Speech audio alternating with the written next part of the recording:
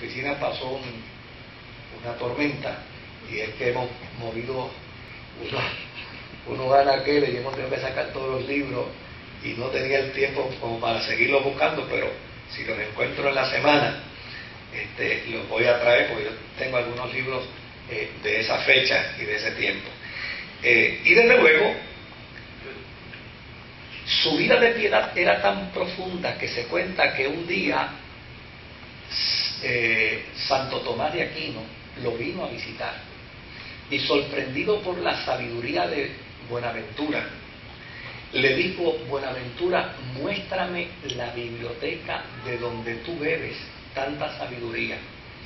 Y él lo que hizo fue que sacó el crucifijo, lo tomó en su mano y le dijo: aquí está la suma de toda mi sabiduría.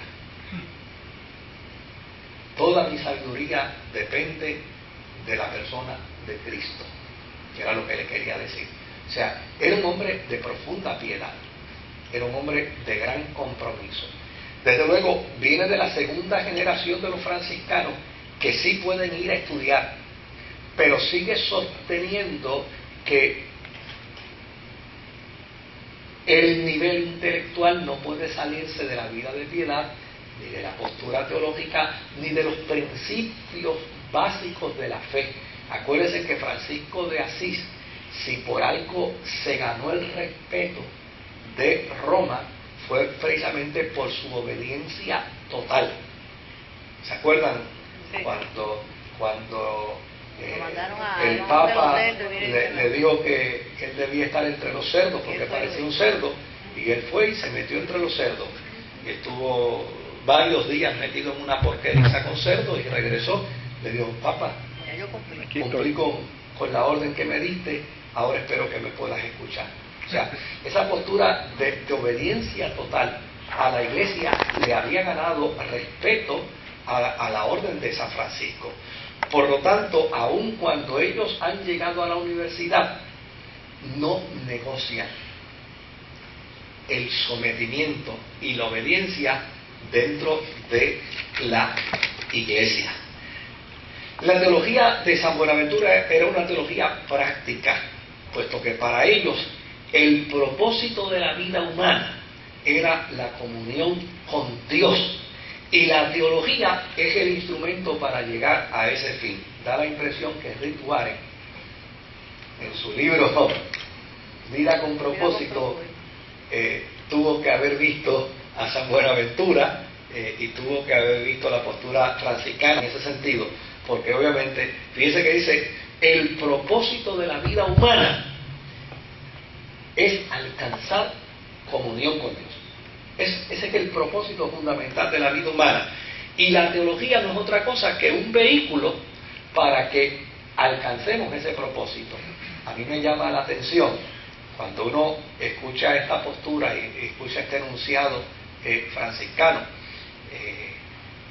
A veces no guarda relación con algunos intelectuales en el mundo cristiano, que cuando usted los escucha hablar de teología, da la impresión que de lo que están hablando es de ateísmo. Dice que interesante. Yo escucho a algunos teólogos que digo: Dios mío, de lo que hablan más de ateísmo que de fe, porque ya necesariamente no aceptan lo bíblico, cuestionan los documentos bíblicos, no tienen postura de reverencia hacia la experiencia de la fe, todo es una postura de crítica hacia la experiencia de la fe, totalmente bullmaniana, ¿no? Hubo un teólogo del siglo XIX, se llamaba Rudolf Bultmann, que escribió un libro que lo tituló La desmitologización de la fe y de la Biblia. Imagínense qué clase de teólogo pudiera hacer ese cuando señala que la Biblia está llena de mitos, ¿no? Así que Buenaventura era agustiniano, mantenía una postura como San Agustín la había establecido en la vida de la Iglesia. Usted dirá, pero San Agustín era de Oriente. Sí, pero Occidente se fue a buscar. ¿Se nutrió? Porque no tenía modelos. Los modelos que tenían eran los predicadores de las cruzadas y eso era un desastre. Se fueron a buscar los modelos de Oriente, se los trajeron. Y desde luego aquí está el baluarte de San Agustín. Y desde luego Buenaventura era agustiniano. Él, dentro de esa postura agustiniana, mire lo que decía: el conocimiento humano no adviene mediante los sentidos o la experiencia, sino solo mediante la iluminación directa del Verbo divino.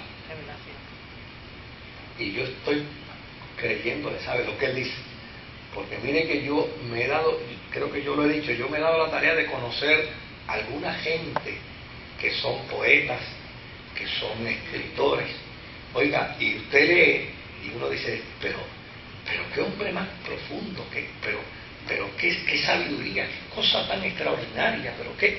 Y cuando usted los conoce, oiga, usted no puede creer que ese individuo escribió lo que se alega que escribió.